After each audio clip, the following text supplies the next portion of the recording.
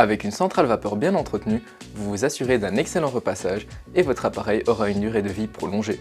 Je m'appelle Monsef et dans cette vidéo, je vous montre la meilleure façon d'entretenir et utiliser votre centrale vapeur. C'est parti! Pour une utilisation optimale de votre centrale vapeur, il y a 3 points très importants à respecter pour une durée de vie prolongée. Utiliser une bonne eau, trier les vêtements et gérer le calcaire. Le premier point consiste à toujours utiliser la bonne quantité et type d'eau. Une centrale vapeur est prévue pour fonctionner avec de l'eau du robinet non adoucie. Pourquoi? Car le calcaire est indispensable pour avoir une belle vapeur.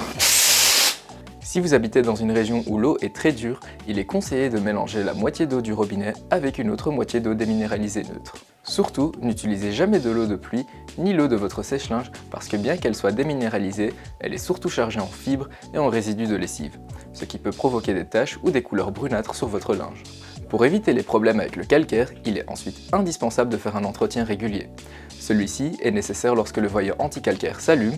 La bonne nouvelle est que vous n'avez pas besoin de produits en particulier pour l'entretien. L'appareil est prévu pour être nettoyé avec l'eau du robinet. Pour commencer, assurez-vous que l'appareil est débranché. On va retirer le réservoir et dévisser la tige anti-calcaire pour pouvoir la sortir. On verse ensuite 250 ml d'eau dans la cuve et on secoue bien.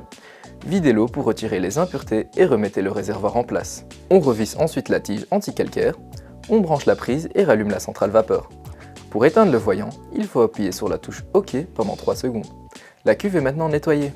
Si l'appareil n'est pas pourvu de tige, considérez également un entretien toutes les 10 utilisations, en nettoyant la cuve de la même façon.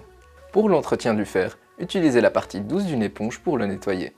Veillez bien sûr à ce que la centrale vapeur soit débranchée et refroidie. Un dernier conseil pour une utilisation optimale, organisez efficacement votre manne à linge. Les pièces qui supportent des températures plus élevées en dessous, les matières plus délicates au-dessus. Le fer aura le temps de chauffer en cours de repassage et vous n'abîmerez pas vos vêtements. Vous voulez d'autres conseils pour l'entretien de vos appareils? N'oubliez pas de regarder nos autres vidéos et abonnez-vous à notre chaîne YouTube. À bientôt!